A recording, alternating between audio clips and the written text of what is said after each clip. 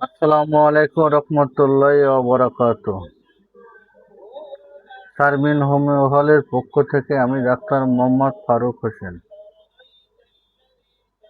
আজকে বিস্তারিত আলোচনা করব খুব গুরুত্বপূর্ণ যৌন দুর্বলতা বিষয়।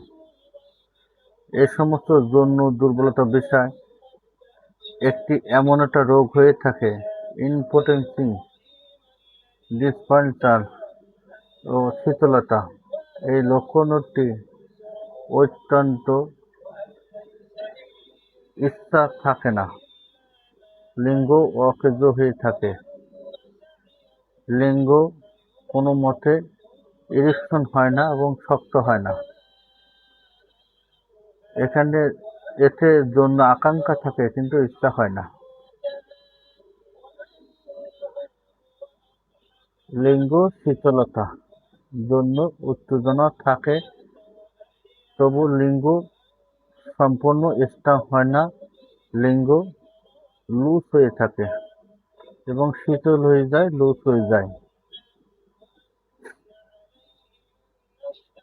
এই লক্ষণের জন্য ধ্বজভঙ্গ, লিঙ্গ শীতলতা হবার কারণ সেগুলো সম্বন্ধে কিছু কথা।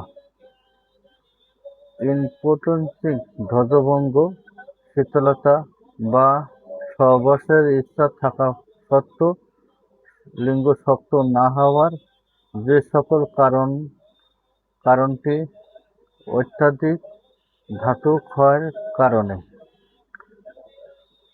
অত্যাধিক হস্তমৈথুন করে যৌবন কালে অল্প বয়সে হস্তমৈথুন করতে থাকে, তার ফলে লিঙ্গ শীতলতা, ইনপোটেন্সি হয়ে থাকে। অত্যাধিক স্বপ্নদোষ হয়, তার ফলেও হয়ে থাকে লিঙ্গ শীতলতা, পরবর্তীতে দেখা দিতে পারে। এছাড়া কোনো ব্যক্তি অতিরিক্ত সহবাস করে, প্রতিদিন 2-3 বার যদি সহবাস করে, অতিরিক্ত বীর্যপাত হওয়ার কারণেও লিঙ্গ শীতলতা হয়ে থাকে। এছাড়া আরও একটি কারণ আছে, ভিটামিন মিনারেল পুষ্টির অভাবের কারণে। যে যে ভিটামিনের কারণে আমাদের শরীরে ঘাটতি থাকে, এ কারণেও হতে পারে। এই ধরনের রোগ দেখা দিতে পারে, লিঙ্গ শীতলতা হতে পারে। কিছু যে কারণ অত্যাধিক মানসিক পরিশ্রমের কারণেও হতে পারে এবং শরীরের যত্ন যদি না নেয় হতে পারে। চতুর্থ যে কারণে ডায়াবেটিস হয়ে থাকে, হার্টের রোগ হয়ে থাকে, সমস্যা হতে পারে। এমনকি ব্লাড প্রেশার হাই হয়, সে কোলেস্ট্রল থাকে, তারপরে লিঙ্গ শীতলতা এবং ধ্বজভঙ্গ হতে পারে। পঞ্চম যে কারণটা হচ্ছে নেশাখোরি, তামাক জাতীয় নেশাখোরি, মদ্যপান যদি করি সেক্ষেত্রেও হতে পারে। নার্ভের সমস্যা হয়, অনেক সময় ঘুম ঠিক মতন যদি না হয়, নার্ভের সমস্যা হয়, সে এই রোগটি দেখা দিতে পারে। সপ্তম যে কারণ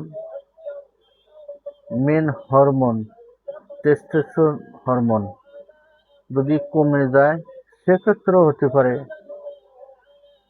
তুলনামূলক নর্মালের চেয়ে যদি কমে যায় সেক্ষেত্রেও হতে পারে। ইচ্ছা থাকা সত্ত্বেও স্ট্রং হয় না, শক্ত হয় না। প্রিয় দর্শক মণ্ডলী, এই জন্যে কনভার্সন মেডিসিন সম্বন্ধে কিছু ঔষধ। লিঙ্গ শীতলতা, ইনপোটেন্সি, হঠাৎ ইচ্ছা থাকা সত্ত্বেও লিঙ্গ শক্ত না হওয়া, সেক্ষেত্রে একটি কার্যকারী হোমিওপ্যাথি ঔষধ। সেটি তৈরি করতে প্রথমে ashwagandha mother tincture, ashwagandha mother tincture mother ওষুধটি, এরা শারীরিক দুর্বলতা, যৌন দুর্বলতা সাহায্য করে। দ্বিতীয় যে হোমিওপ্যাথি মাদার টিনচার দরকার, এভানা সাটাইভা মাদার টিনচার। এটি ব্রেনের কাজ করে, মেন্টালিস্টের কাজ করে এবং যৌন দুর্বলতা ভালো কাজ করে। তৃতীয় যে হোমিওপ্যাথি মেডিসিনটা দরকার, সেলিস নাগড়া মাদার টিনচার। যদি রোগীর অত্যাধিক যৌন চাহিদা থাকে সেক্ষেত্রে কাজ করতে গেলে পারে না, এটা ভালো কাজ করে। চতুর্থ যে মেডিসিনটি লাগবে, শিমুল মাদার টিনচার। শিমুল মাদার টিনচারও ভালো কাজ করে যৌন দুর্বলতারও। এই সমস্ত হোমিওপ্যাথি, প্রত্যেকটা হোমিওপ্যাথির একটি করে ভিডিও তৈরি করে রেখে দিয়েছি, আপনারা ওইখানে বিস্তারিত জানতে পারবেন।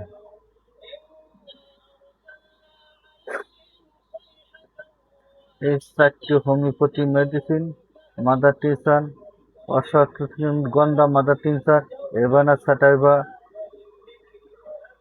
সেলিস নাগড়া মাদার টিনচার, শিমুল মাদার টিনচার 20 ml 20 ml করে নেবেন।